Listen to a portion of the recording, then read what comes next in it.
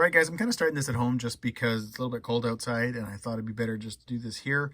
What we're doing tonight is we're going to test out some gearing. So if you watched my last video, you know that I wasn't too impressed with the 800 kV with the 43 tooth pinion. I was running the stock spur at the time, which I believe is 47 tooth. And I just found that the truck wasn't all that much fun. I lost my wheelies. Top speed, I think, was 4 miles an hour faster than a buddy of mine's Kraton 8S running the stock system with a 22 tooth pinion.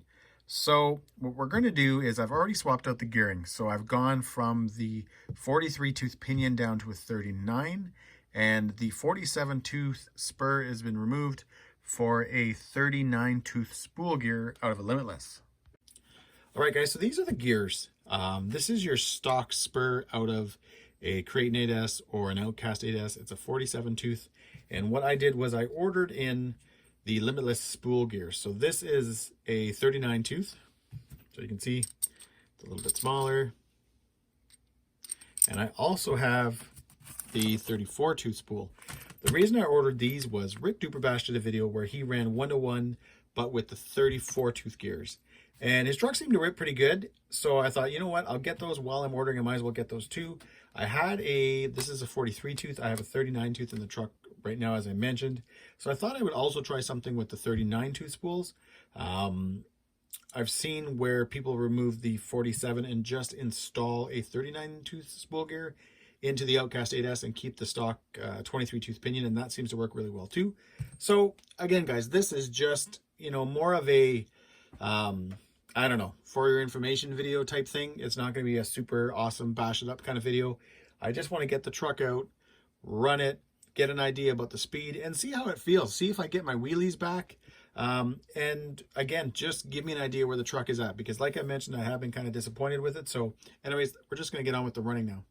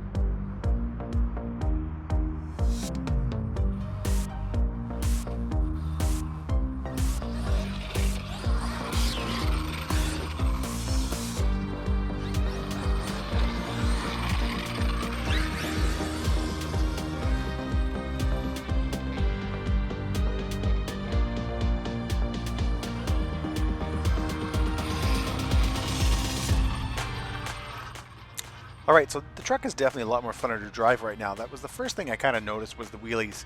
I got my wheelies sorted back, as well as I did gain a little bit of top speed. I don't know if you guys can make this out here, but I did hit 50 miles an hour.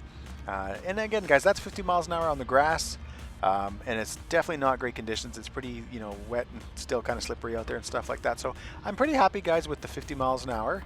But more so, I'm just kind of happy to have my wheelies back. The truck feels a little bit more snappier now. Again, it's only about 7 miles an hour faster than a stock Kraton 8S running a 22 tooth pinion. So I don't know. That's a bit of a, I don't know. I'm not too impressed with that, I guess. You know, I would be expecting a lot more. Later on this video, you're going to see my buddy Outcast 8S running. He's running the 780 with a Castle XLX, and he's got 39, 34 gearing, and I think he was hitting about 55 miles an hour. So, like, again, we've got a lot of playing to do with this setup, and you know, because the Kraton doesn't come with this system stock. Gearing it is fun because you kind of just have to sort of guess and go off what other people are doing or where other people are starting and try to make it work. But anyways, guys, I'm going to keep just letting the footage run so you can check out the truck.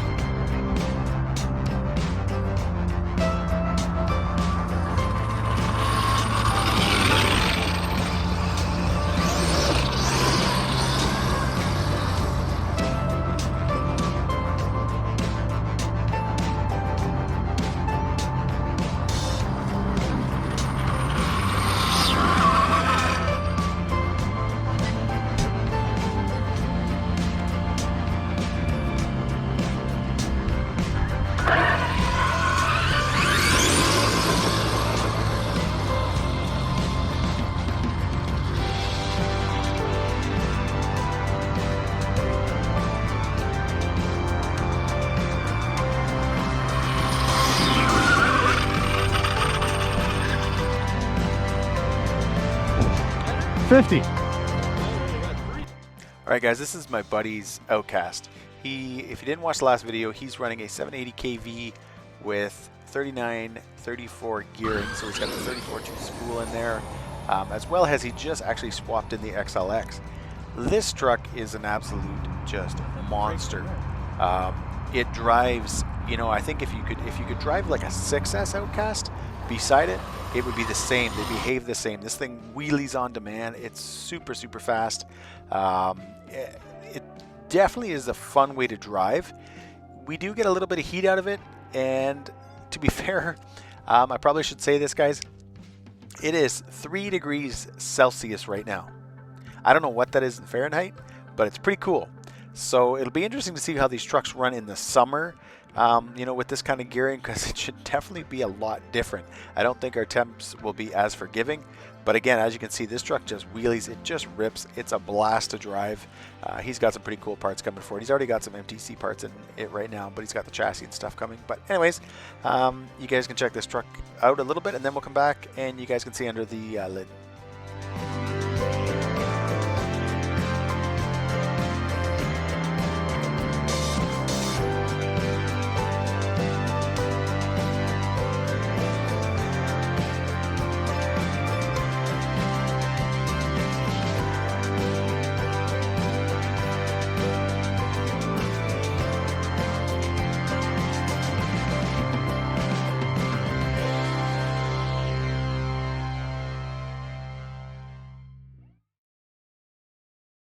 All right, so a bit of a boo-boo there, but no worries, nothing broke.